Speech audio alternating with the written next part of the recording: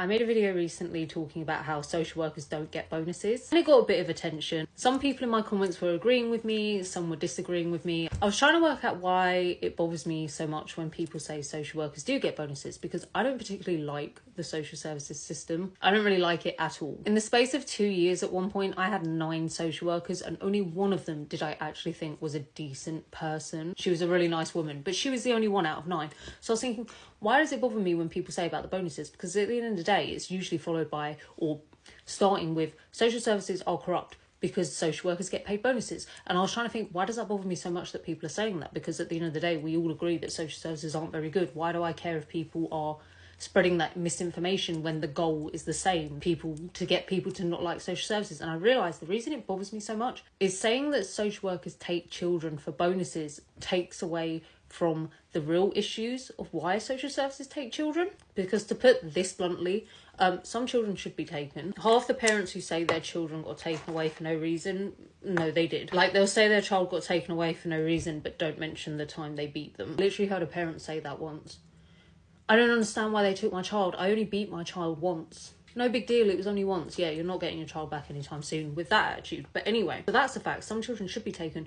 But a lot of the time, if a child is taken when they shouldn't be, what it really is the parent needed support and social services didn't give them any support. And as a parent myself, we all need support. It doesn't matter what age you are, it doesn't matter your circumstances, all parents need support, and some need more support than others. I knew a girl who, she was in care, she had a child while she was in care, she then went to live independently. She ended up in a relationship with a violent man.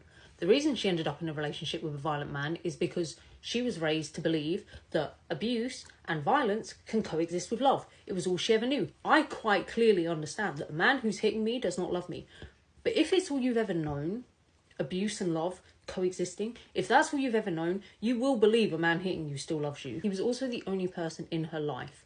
She didn't have a lot of friends because she used to move house a lot. She didn't have her family around because she grew up in care and her family were not good people. And she had a 3-year-old who was exposed to all this violence, so social services took the child into foster care.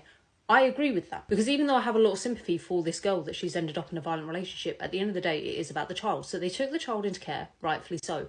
What social services didn't do, though, was then give her support in leaving this man. They could have offered to move her out of the borough, which she might not have done because, like I said, this man was the only person in her life. Leave him, she'd be leaving, well, everything. He was all she really had, other than her child. But your child isn't gonna, a 3-year-old, they can't really show you, like, love, if that makes sense. Like, yes, they can cuddle you and kiss you and tell you they love you, but it's not the same. Does that make sense? So they could have offered to help her move. I think they could have signposted her to services for victims of domestic violence, even though I don't think she viewed herself as a victim. Could have helped her get therapy. There's a lot. Those are just a few options. If they were worried that she wouldn't have friends if they moved her to a new area, social services could have supported her in making friends and going to groups, but of course they don't have time, or they don't want to find the time. Anyway, long story short, the child got adopted. I agree that child should have been taken, but if you're not going to support the mum, and that's an extreme example, sometimes it's as simple, like, a lot of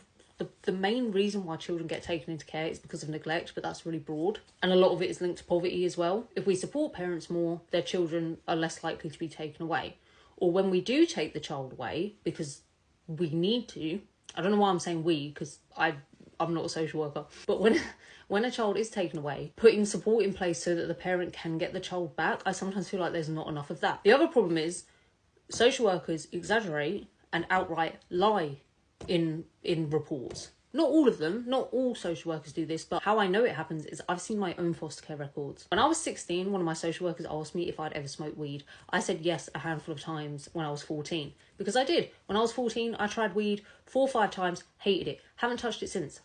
I'm 30 next month. In my foster care records, it says I'm a cannabis user, because I confided in that social worker, because I answered her question. Rather than her writing, Slaney said, yes, she tried it 4 times and didn't like it, she just wrote Slaney's a cannabis user. Which you could say, well, what's the big deal? Because you know you're not. Except when I had my child at 17 and social services were involved because I was still in foster care, so I still had a social worker, and they read, oh, you're a cannabis user and you've just had a child. Yeah, it doesn't look good. And I was lucky in that when I said to the social worker, but I don't, she believed me. So it was never an issue. But for some parents, that would be an issue. especially if we're exaggerating or lying about bigger things. In my foster care records, it says I stabbed my own mum. I can go into that another day. I've never stabbed anybody. So according to my records, I'm a cannabis using mum stabber. Doesn't look good. That is why I don't like people saying social workers only take kids for bonuses, because actually are wrong reasons why social workers take children. But if we're too busy talking about the bonuses, things that aren't facts, we're not focusing on the facts. But anyway, that's my take.